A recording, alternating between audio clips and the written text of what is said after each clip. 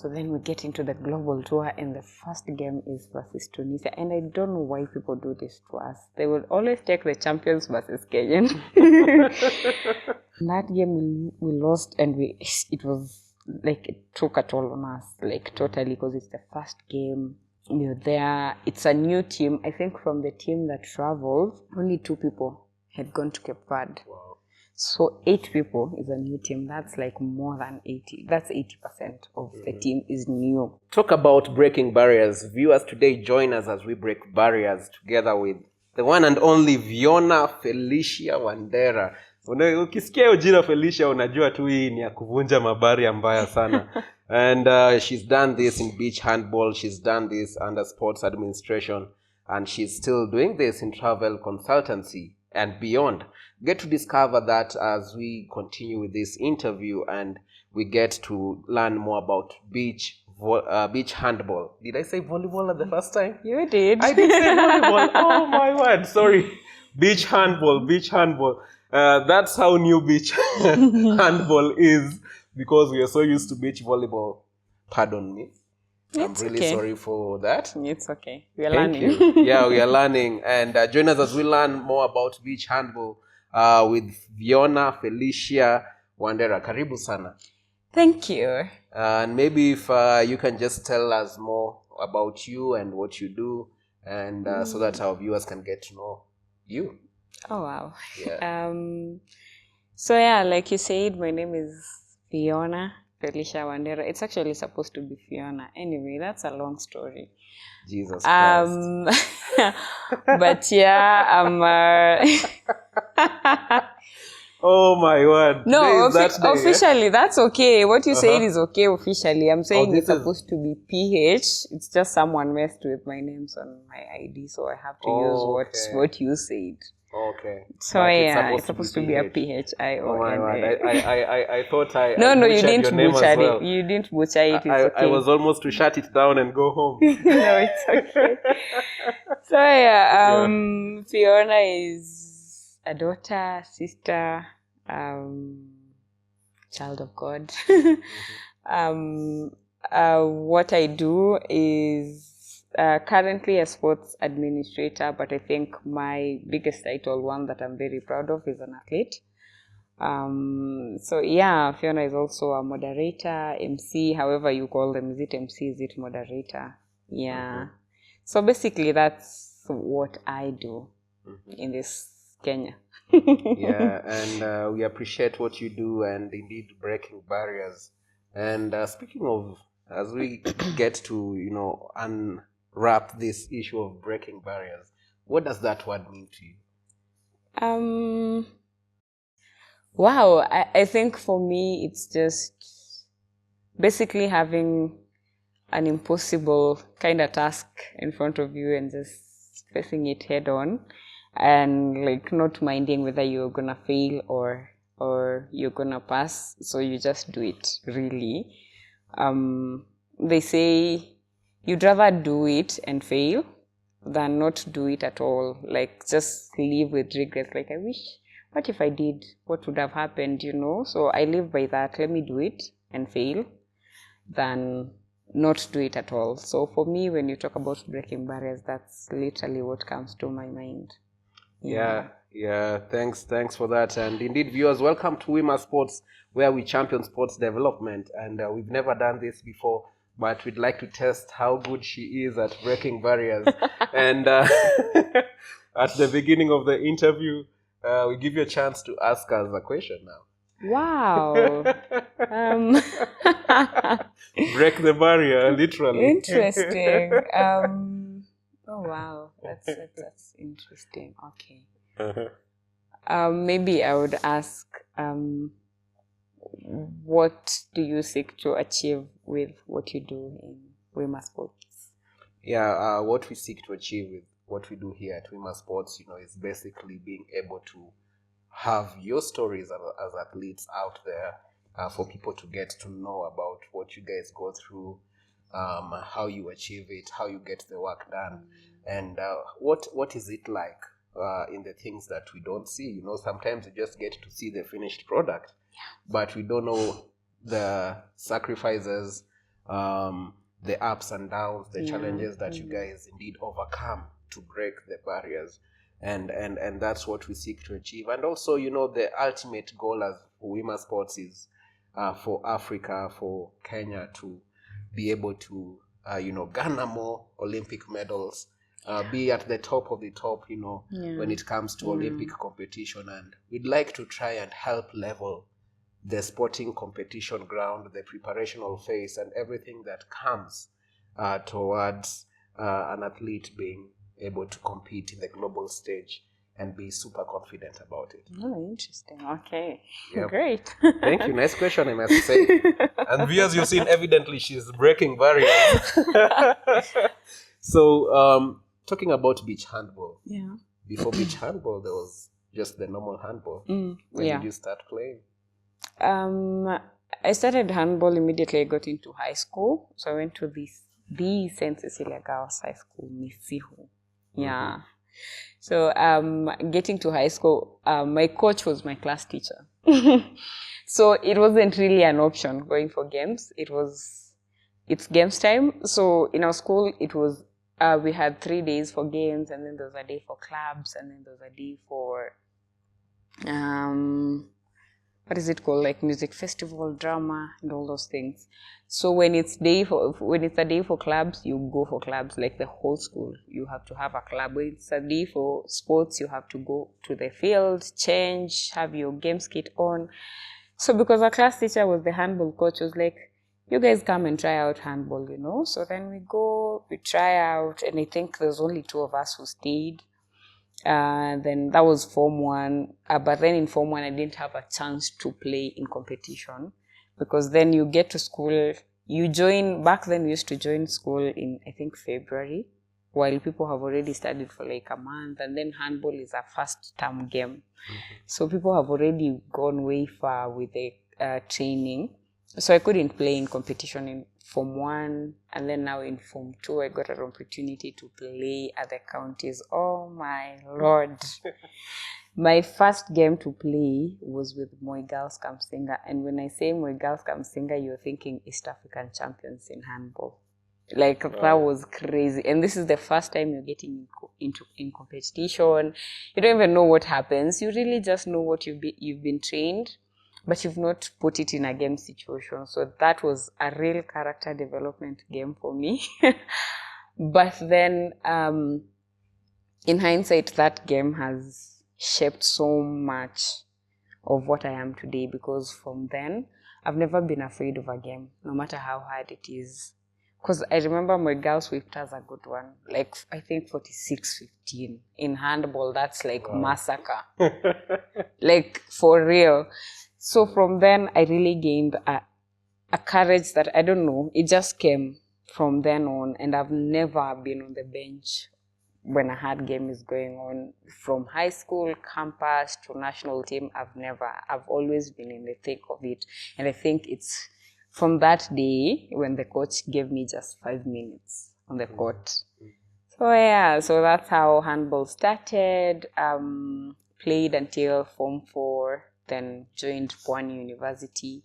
I also continued with the conventional handball, or people call it indoor handball. I don't know which one is the official name.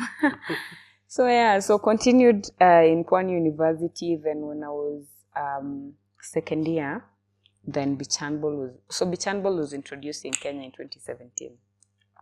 Then I was still in high school. I didn't know anything about beach handball.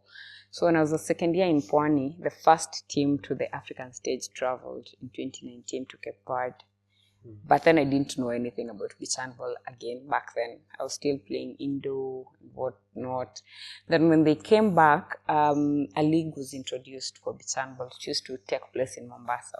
So because I'm in Kilifi, I'm playing handball, and now I'm here, I'm almost finishing campus. I don't know what's next. So this club one day invites me to play for them, and it's called Coast Queens.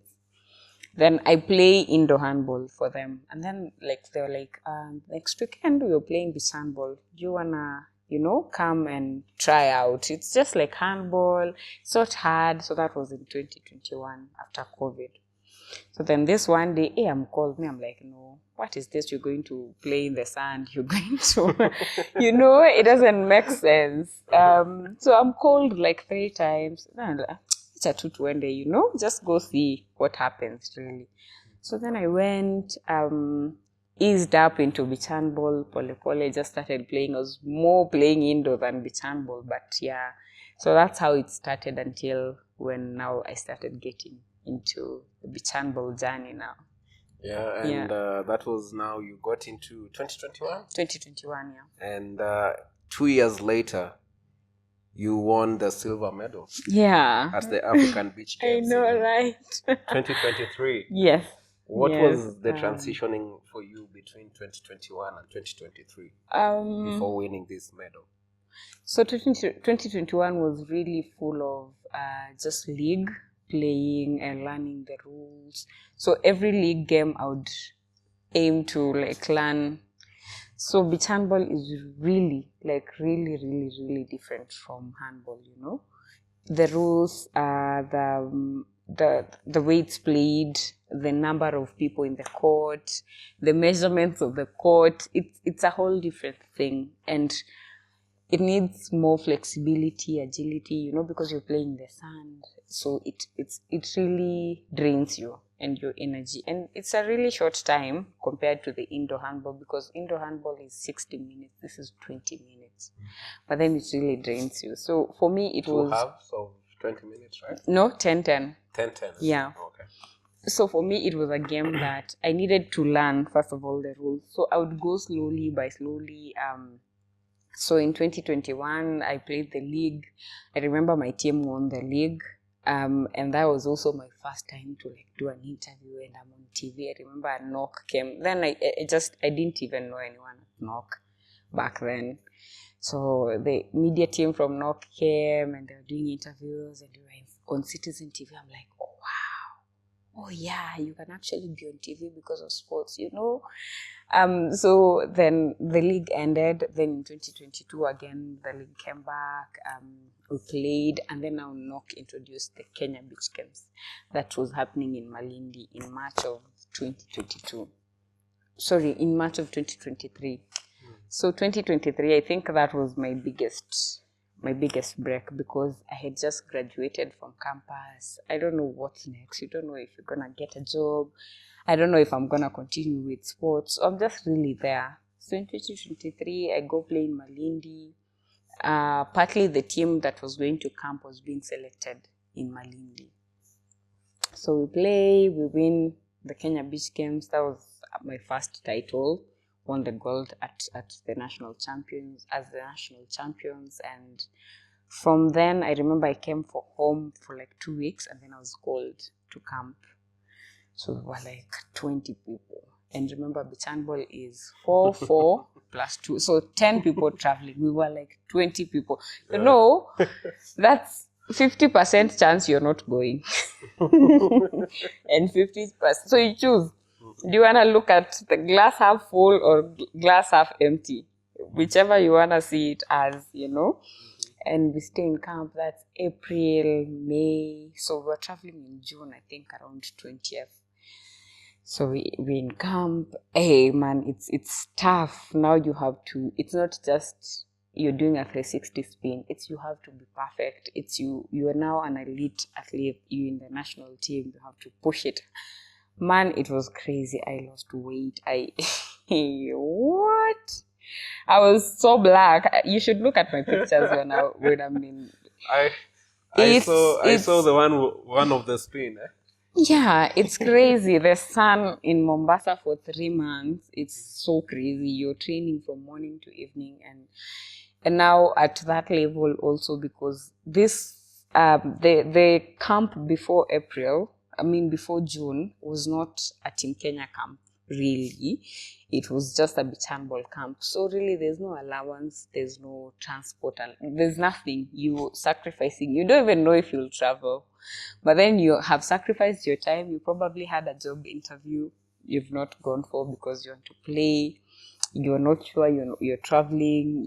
There's so much uncertainty there. But then now you look at it, and I've always been, if there's handball and something else, I'll always choose handball. I don't know. It's always been that. Like, I have quit a job. I have left a contract before. Immediately after campus, I got an internship as a travel consultant. And after the internship, that's in December, in January, they offered me a contract, like a 5-year contract for work. Wow. And in Jan was when I was now training for the Kenya Beach Games in March. And I told them no. Like, I was even, my mom was looking at me, she's like, no. Like, Hugo, what are you doing? So for me, I've always been, if it's beach handball and something else, I'll choose it. Like, yeah, no matter whether I'm earning or not, I'll choose it. So that goes on, and yeah, and then I get to now the camp, the Team Kenya camp in June, and yeah, so that and until now they travel. Wow. So that's like over 5 months of preparation and training. Yeah. And how has your experience been? What were there moments during that period when you were like, I wish I took that job, or I can't do this anymore? And how did you overcome such moments? There was so many moments. I remember a week to travel, I almost gave up. Like I told, so it was really crazy, because now you're here, there's an opportunity where you'd be earning, you'd probably be comfortable in your own house and all these things, and you wouldn't have to train, and so, because training is not pretty, guys. Training is not pretty. True. It gets, oh my Lord, it is not. Leave alone training. Now you're training in the sun of Mombasa in June. You sit in your office pretty, like, man, it's not pretty. So you're thinking about all those things. There's so much pressure. You don't even know if you're traveling. It's 1 week to travel. You don't know if you're traveling. You've sacrificed so much. You've used so much money that you don't have. So, there are so many moments when you have doubt, you want to give up. There's a point where it got, and I don't know, I think I just had self-doubt. And at some point, I just thought I wouldn't make the team. So I was like, why don't I just give it up early rather than wait until last minute and get disappointed, Yeah. And I remember there's a guy, his name is Nixon, and he's a referee. He's an international referee, but he's also a coach. And that time he was coaching us with many other coaches, and he told me, you're sure you want to give up this? Like, why do you want to give up? And why do you think you want to make the team? And this time I'm asking, I want to make the team. Imagine the coaches have sat down and decided Fiona is the captain of the Kenyan team. Me, I want to give up because I don't think I'll make the team. So at this time I don't know. And this person that is, I don't know if he knew, but he was just telling me, why do you think, like, look at the team that is here. Who do you think can play better than you can? And I just sat down and really thought about it. I was like, for sure, if they called only 5 people, depending on how you play, I am sure I would be among those 5 people. Yeah. So then I just said, okay, let's push this and see where it goes. So then 1 week later, I'm named captain, and we go into camp. So you're named captain. Of course, you're traveling. Whether the team is named or not, you're already named captain. So that eased up a bit, the self-doubt and all that. And then now you're there, you're just hoping. Now you're the captain, now you're praying now, because now the burden is up to you. Like, is your team going to perform? And now I'm looking at the Cape Verde performance. I'm like, okay, the ladies are number 4. Okay, are we going to make a better position, or is it going to be less than that? So now there's that pressure now of being responsible for a team, a national team. It's not just a club. I've been a captain before for a club and all those things, but then now this is a national team.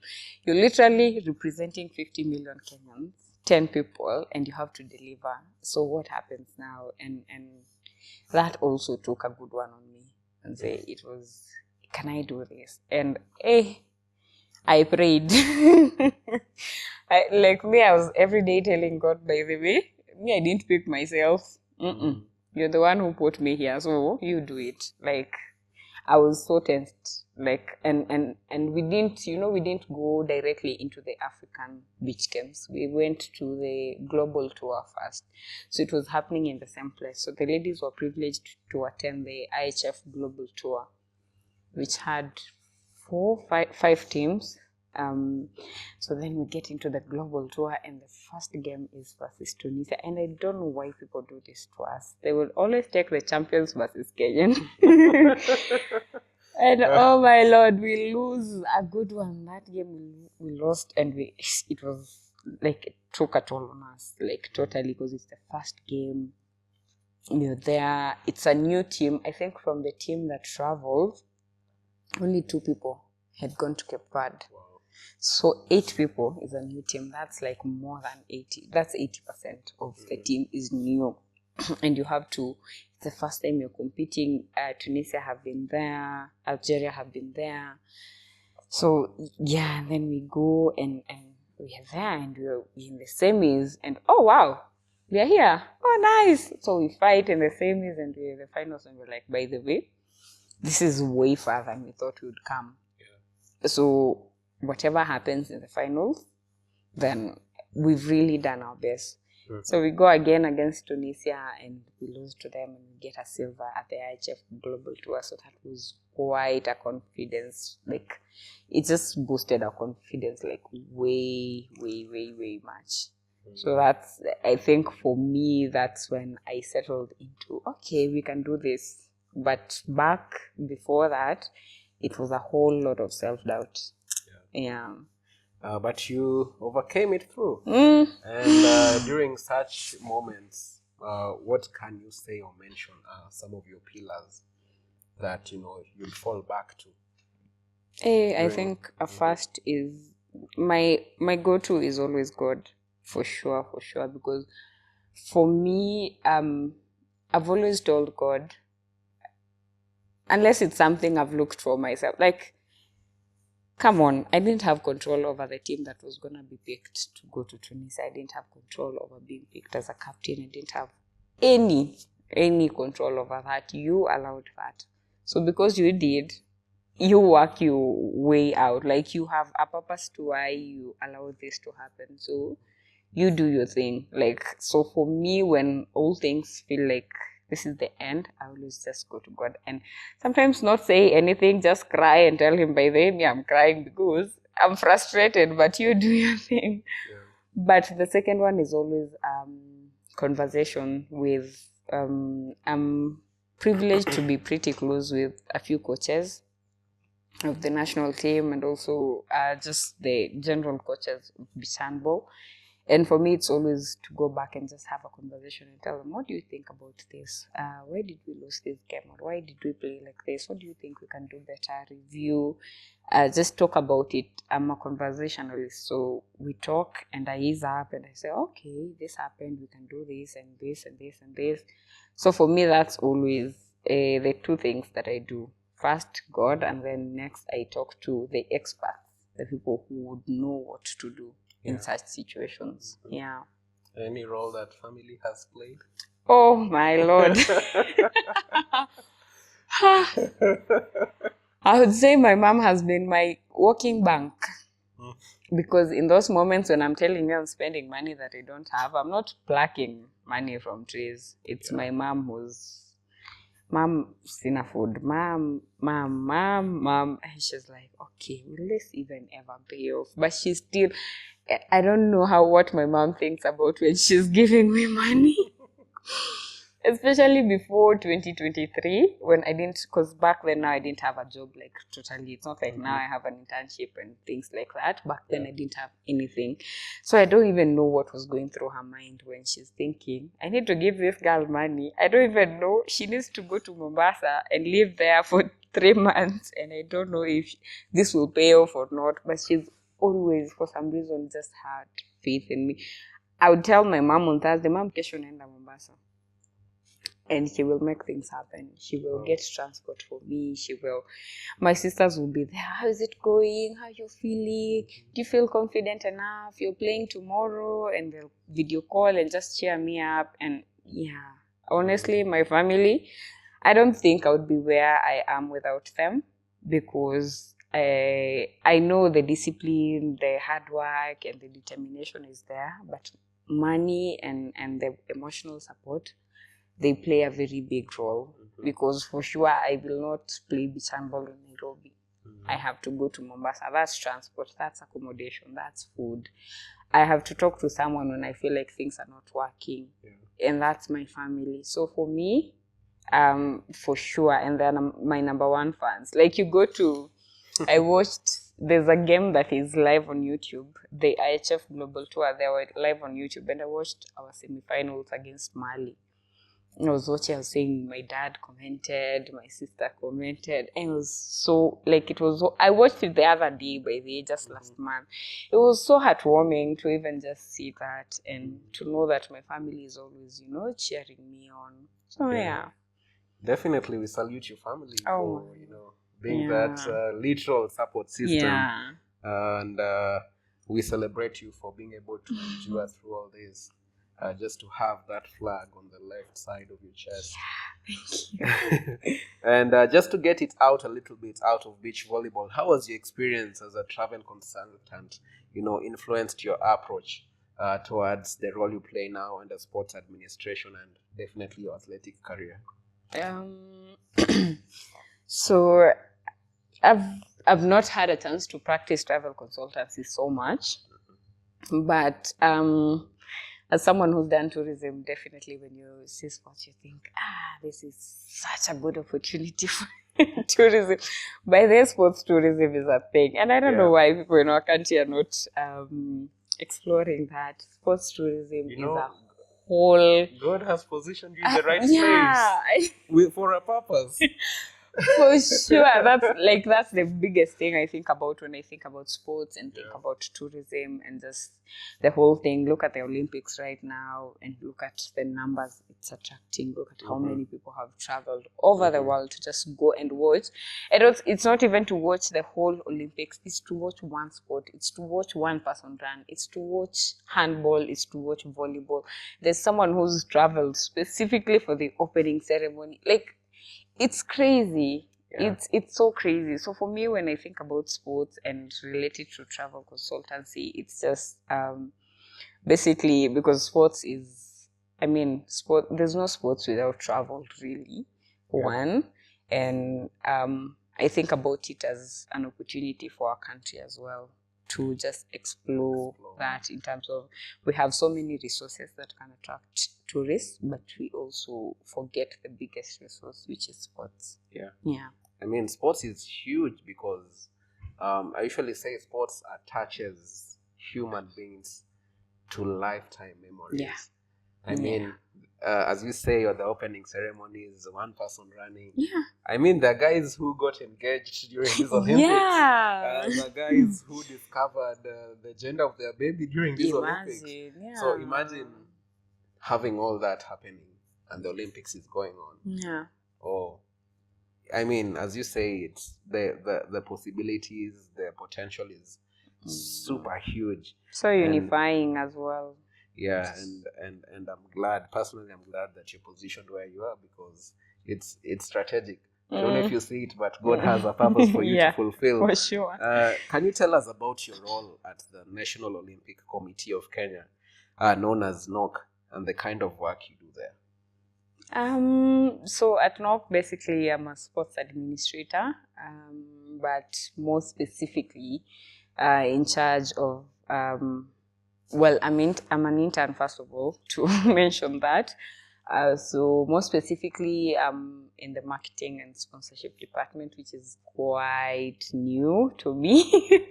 But for me, it's just an opportunity for me to learn. It's such a short time that I have for internship, but then it's an opportunity for me to learn. I've been on the other side of sports, which is being an athlete, and now just learning the work that goes behind a team traveling. Like now, I've been a camp administrator for the Olympic team. just learning that from like 3 months ago, we were already in camp, just surveying the rooms, checking the meals and all that, and athletes are here, and there's travel, and there's training every day, and there is doctors, and there's now the travel, international travel, there's the receiving them back, just learning the whole thing that goes, like, it's so enlightening. When you're an athlete, you just know you have to train, you will get food, you'll what, and then you travel. But now you're a sports administrator, you need to know how now these things happen. It's athletes that need to wake up at 5. Where is the transportation? Where is the money? Where is the food? Where is all those things? And it's just been enlightening. So at NOC, I'm really in a bit of everything, just to take advantage of the time I have to learn as much as I can. But generally, I've been in charge of marketing and sponsorship, so which is working with our sponsors, delivering what. So as they deliver, you also deliver to them, like providing athletes for shoots, etc., all those things. Okay. Yeah. And how will you describe, just to get back to beach handball now, how will you describe the current state of beach handball in Kenya? I think it's a work in progress. Yeah. We're not halfway there. I wouldn't say we're not even halfway there. I think beach handball in Kenya has such great potential to grow. And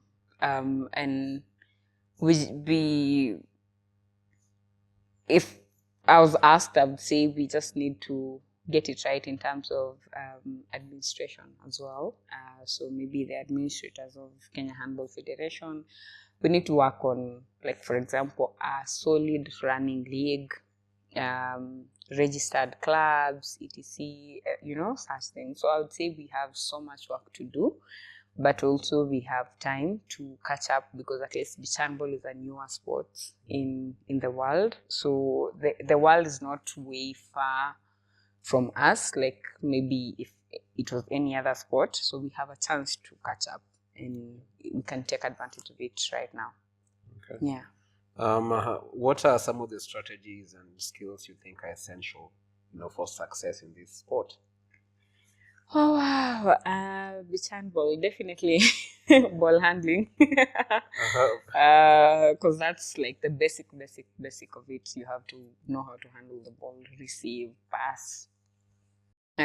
Shooting have to be really good. So like when you're going to competition, you'd realize most handballers have bigger hands, because you really work out your hands to have the strength and all that. You need to, now for beach handball is also a bit technical, because now there's the 360 spins, there's the in-flight jumps.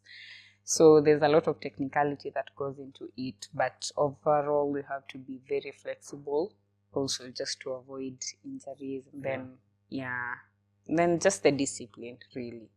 Yeah. So you talked about this specific, skills like the 360 spin and in flights. Yeah. Yeah. Do they gather more points? Yeah, they do. So in beach handball, at any point there's 4 people on the court. So in defense, normally you overlap. So you have 3 people in defense and 4 people in attack. Not really 3 people in defense, it's 3 people and a goalkeeper. So 4. 4, yeah. But now the people defending here are 3, and then the people attacking are 4. So this one person in attack replaces the goalkeeper. So when they're in, the goalkeeper has to be out, and this one person has the ability to score. However they score, they get 2 points. But the rest of the 3 people, for you to get 2 points, you have to do either a 360 spin or an in-flight goal. So an in-flight goal is where you catch the ball on air, you shoot while still on air. Wow. Then a 360 spin is you catch a ball, you 360, you shoot while still on air as well. How was it learning those skills? Oh my Lord, my head was aching. Doctors have seen wonders out here.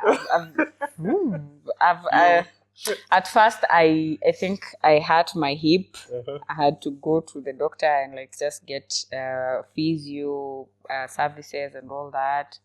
And then there's another one where my neck, I don't know what happened. It's been crazy. So when I see right now I can do it with so much ease, I really appreciate the journey. It was a difficult one. Yeah. I would say it needs you to, one, have the mindset to learn, and then the discipline to do it every day, to just like continuously do it, and then now the willingness to learn totally. Yeah. You mentioned one important aspect of the game, which is flexibility. Yeah. How do you get yourself to be flexible, or what did you do to adjust to beach handball? Oh wow! So for me, it's continuous training. Definitely, it's because flexibility comes with training. So continuous training. Any specifics? Any specific jumping ropes. Jumping ropes. So you'd like for an effective 360, you have to jump really high for you to stay in the air for that long. For you to turn and be able to shoot while still on the air, you have to jump really high. And you can imagine jumping really high and you're spinning. If you're not flexible, that will throw you off, like totally. So there's that one where we tie a rope like this height. So you jump at 360 over the rope and you don't touch the rope. So just doing that, and you'll hurt yourself a million times, but then it comes eventually. You get that next time there's not that rope, but then you're still jumping that high. So basically just continuous training, like, and ropes. I think ropes is a really, because ropes will help you with in-flies, ropes will help you with the 360. So I'm talking about attack mostly because I play attack. Okay. I don't like defense. I'm a very bad defender. So that's why you see I'm dwelling on attacks mostly. Gotcha. We have to have a role to play. That's your role. For sure. And your thoughts on the growth and the future of beach handball in Kenya, both Kenya and internationally? I think beach handball in Kenya specifically has a very good chance of growing to the world stage. Currently ranked second in Africa. It's that's quite an achievement given that we only started in 2019. It's like a big achievement. We are way ahead of Uganda, TZ, our neighbors. I think the other day we were playing club championships and they're not even halfway our level. So I think as Kenya, we have a really great opportunity of growing beach handball at the world stage. And it's just for the federation and stakeholders to invest in athletes and training and support to be able to know that next time when we are going to the world stage, or we're going to the African stage, or we're going to Olympics, we have a chance and we have a say at the Olympics as well and at the world stage. Definitely, that's true. And viewers, I know coming ahead and lots of holidays for Kenya, and you're looking for that time to just go down coast there, relax with your friends. All you need is 4 people. 4 against 4.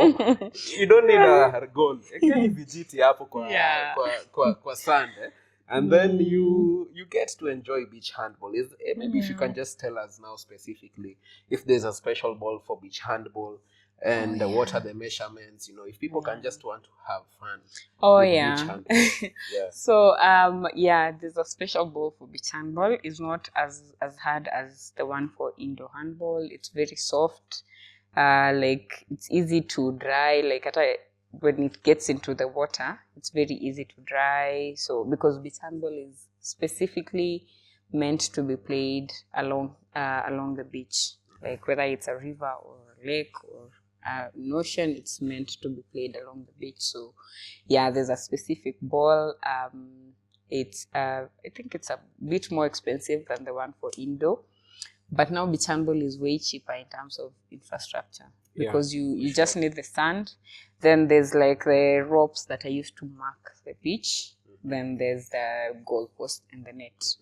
The measurements this is 27 by 12. 27 by 12. Yeah. And you as a travel consultant, you need to rally this hotel industry. Any hotel at the beach. have yeah, beach court. handball as a sport. Yeah, I But love. yeah. I've seen one in course that has a beach volleyball court, and I think we talked a while back and told them, and they said the court for volleyball is removable, so they're able to use also that one as handball. Yeah. So, yeah, Let's nice. do this. Let's do Yeah, this. That's how we yeah. need to promote this game. Yeah, And make it fun. Yeah. And as we go ahead, and you've had achievements, you've had inspirations. What was the highlight of your career so far, and why? I think, and I know. Oh my lord! So in Tunisia last year, won silver twice, but I think for me the highlight was the first one. The one in the global tour, leave alone the one for the African beach games, the first one, because then it was a really big test of just like motivating myself, because this is your first of all, you're captain, so you're captaining a team. It's your first international match ever. And then you're responsible for individuals. You're responsible for the team, and that was hard. So for us to achieve that, I think so far that will remain to be the biggest achievement in my life. Just being responsible for a team and achieving that much for the first time. To mention that was the first silver in the Kenya Handball Federation ever. Wow. There's no team that has ever brought a medal back home from the handball, whether it's indoor or whatever, no team. So for me, that would remain to be a highlight forever, for sure. Because that's history, for sure. Yeah. Yeah, for sure. That's true. That's true. And you guys, I think, were also recognized by the International Federation. We were by IHF.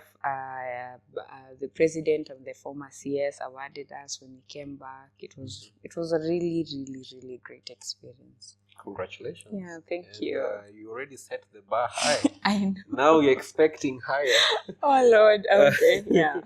Is there a gents side of it as well? I have not seen much about the gents. The gents side. Oh yeah, there is. There is. They were number 5, I think. When we went together, they were number 5, and we have a really good team that just needs investments and just giving them time to train, because I think Tunisia and Morocco are really way ahead of us in terms of the men's competitions, because they've been able to go to so many world championships, so they have the experience and all that. So we need to get our team to compete more, because sometimes you're good here, but then when you don't have that exposure, it takes away from your game. So I think that's more. All the teams need that, but the men, I would say, have a bigger role and competition as well compared to the ladies. So they just need more investments, more time to train, and yeah. And I think all sports is just really about investing in sports and giving them time to train. Like we don't ask for much. We just ask for, just tell a sportsman, you have, and it's not much. And I know international levels people earn millions, but here a sportsman is asking you for, just give me 1,000 per day. I'm able to pay my transport. I'm able to know I have food, and I'm able to pay my transport to the beach and back home. Just that. And I don't know why it's so hard for us. Is it because we've not placed ourselves out there? We've not actively sought for sponsors? I think that's also one of the reasons, but that's definitely one of the things that we need to change. Yeah. And if you had no limitation of money or power yourself, what would you do different? Personally, I think I would have, and this is a dream that I have in the future, of course, after playing like 2 Olympics. There you go. So I want to have an academy for beach handball in the coast region, and I'm looking at, and that's not something I'm looking at at Ikitambo. It's something that I'm looking at in the next 4 or 5 years. I want to have an academy. I just want to have like somewhere that kids are not in school, they're here, they have somewhere to train, they have a coach, we manage the team, and then be able to get, like, if there's junior championships, they start from that junior, raising to the under 18s, to now the senior and elite level, like that. So personally, I think that's a bigger chance of getting our athletes at elite level, because we are competing with people who are born into sports. People who, you look at a country like France, and someone is born, their father was a handballer, and they were born and they started academy, and they have kids and they put them in academies, and so this is a country that no matter how many people leave this team, there's a team that is ready to replace them. But for us, we have to scout, and most of us start sports in high school. Honestly, we don't have so much time to catch up with someone. In high school is 14, 15 years, Form 1, that is. So there's someone who's played for like 10 years before you as they were a kid. And something that you learn when you're very little, it's very hard to let it go. You catch it very easily. Yep. So personally, if I had no limitation of money, I would really invest in growing young talent, like from a very young stage to now elite level. Wow. Yeah. Wow. And you have a lot more in store of you. You've come a long journey so far, and there are people who have been part of this journey who chiseled you. Oof. And it was painful, it was easy, it was good, it was enjoyable. Yeah. Who have been your biggest inspiration and mentors in your athletic and professional journey? So a lot of people, but first I would say, and I don't really like calling him coach because he's like my best friend. That one, he will tell me like it is. He will, like, it doesn't matter if it's the national team or the club level. He will always come and tell me, today you did this and this and this, and no, that's not how you play, and that's not your level of playing. You need to push more, do more, and so yeah. So, and a lot of people call him Coach Nixon. Yeah, so Nixon, there's Evans is also a coach. So they are a pair of referees, but they also do coaching. Okay. And then there's the coach of the national team, Titus Kisekwa and Caroline Nyadero. Those two also have been quite an inspiration. But also there's the friends at National Olympic Committee, because for me, I strike friendships very fast. So the first time I ever interacted with the people from NOC was, I think, 2023 in Feb. And there's the head of media, she's called Steffi Wairimu.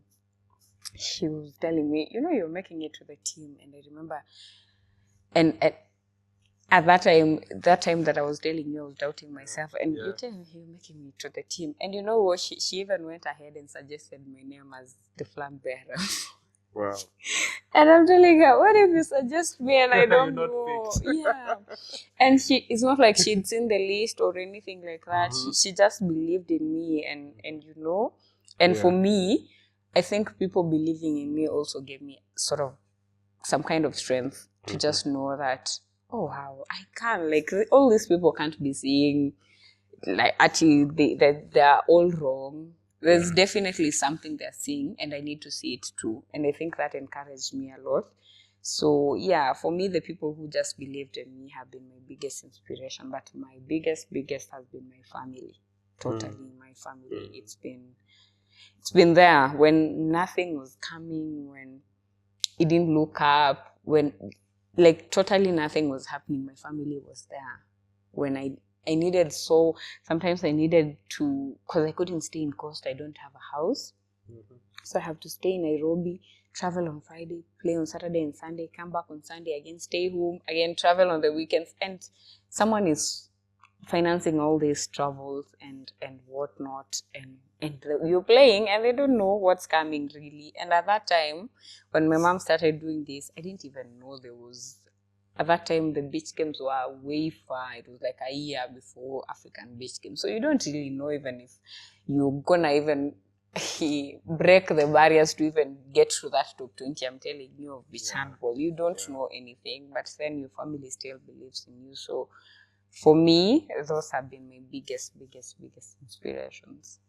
Yeah, indeed. I usually say sports is a huge journey of faith. You know, it's a huge journey of faith where you're working towards a goal, and you have to have faith. And you don't know how it's gonna work out. Yep.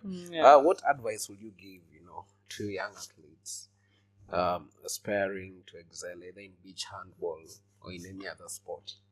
Looking at this camera, what would you tell to a 16-year-old you?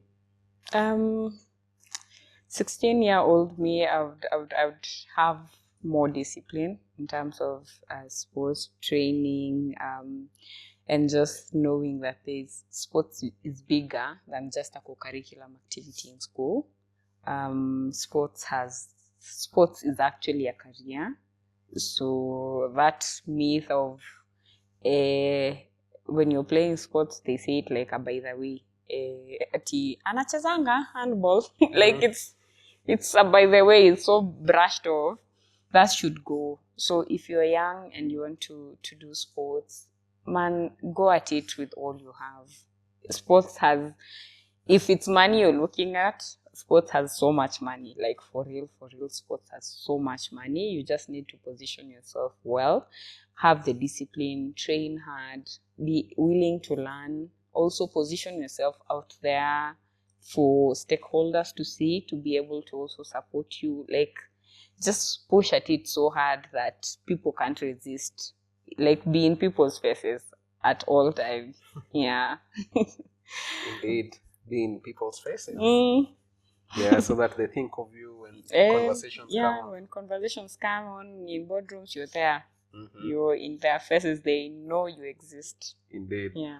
And as we wind up, and you've been positioned to areas of leadership, you've been able to help get athletes organized and everything. How does it feel being a role model? Because in the process of all this, there are people who are looking up to you. They might not say it verbally, but how do you feel being in such position, and what responsibility does it hold? Sometimes I forget, or maybe sometimes I don't think of myself as a role model. And this started way back, even before sports. I remember because when I was in campus, I was leading the MC team at my church in Trinity Chapel, Kilifi.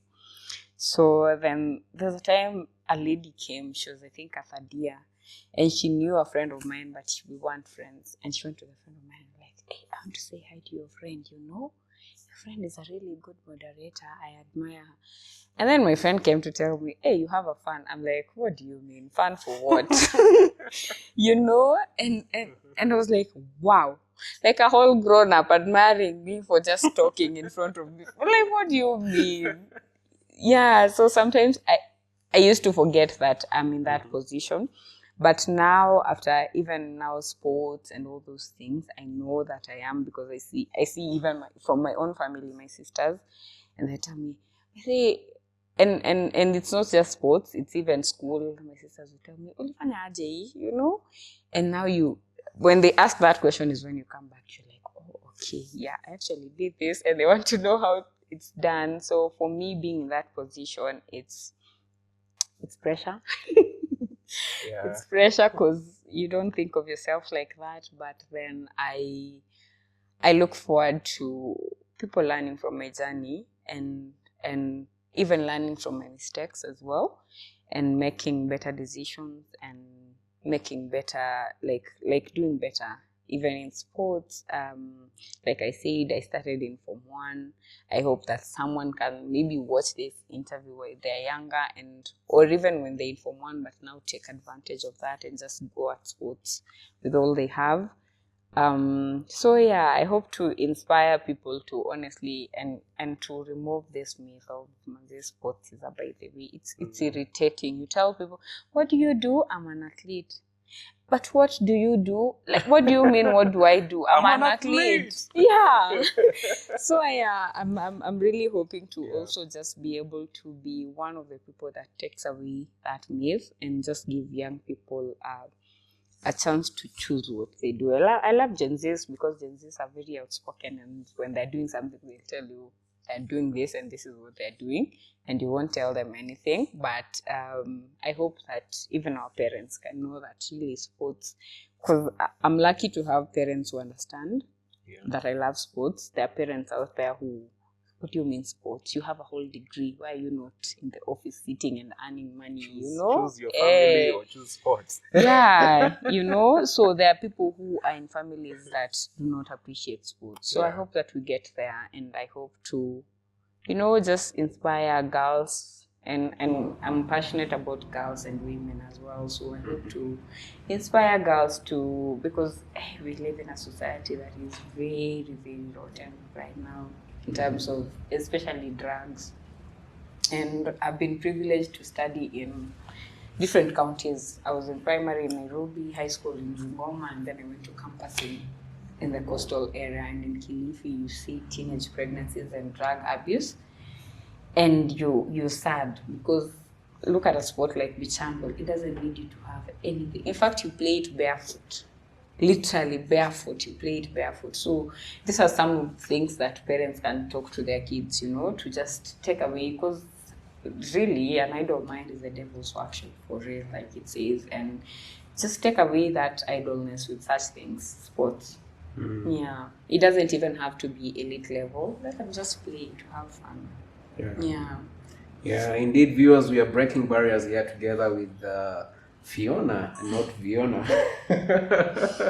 And on to the quick fire segment as we proceed and bring this to a close. Favorite beach handball move or play? A 360 spin. I saw that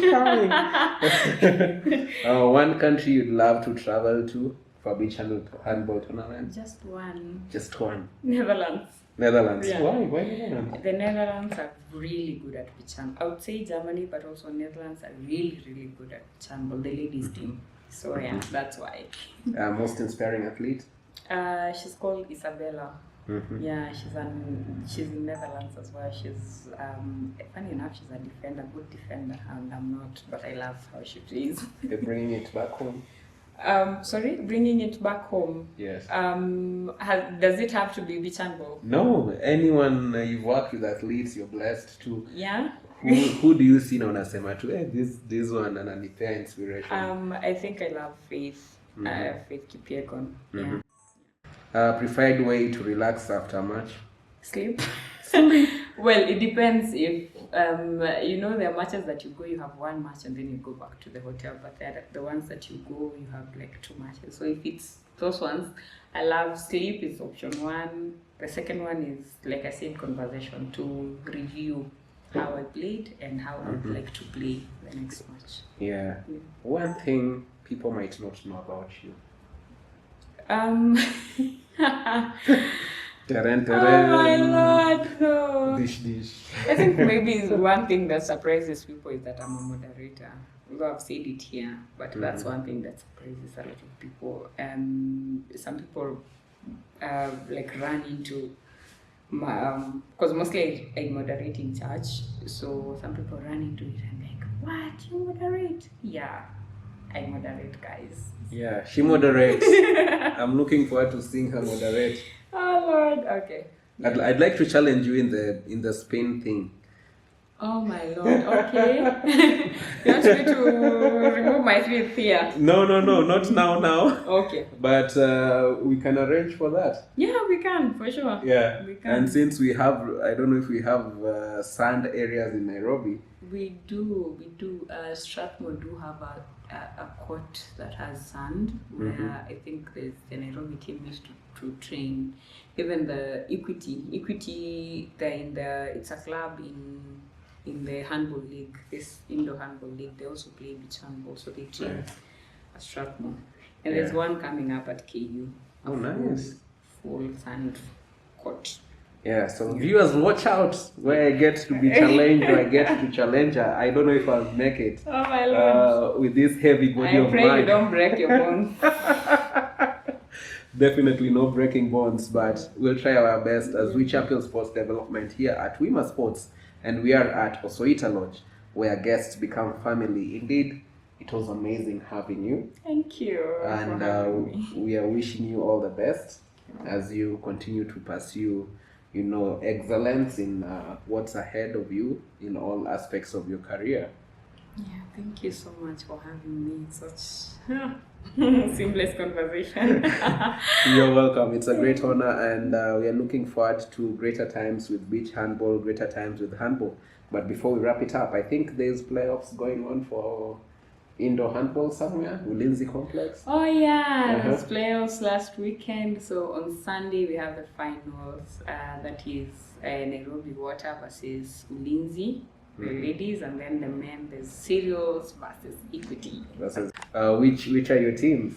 For the ladies, definitely supporting Ulinzi. For the men, definitely Equity. I saw that coming. Anyways, we're wishing all those teams the best, and let's always rally a call and support our athletes and teams. Let's get out there in the stadiums, fill them up, and just have fun and unwind. Yeah.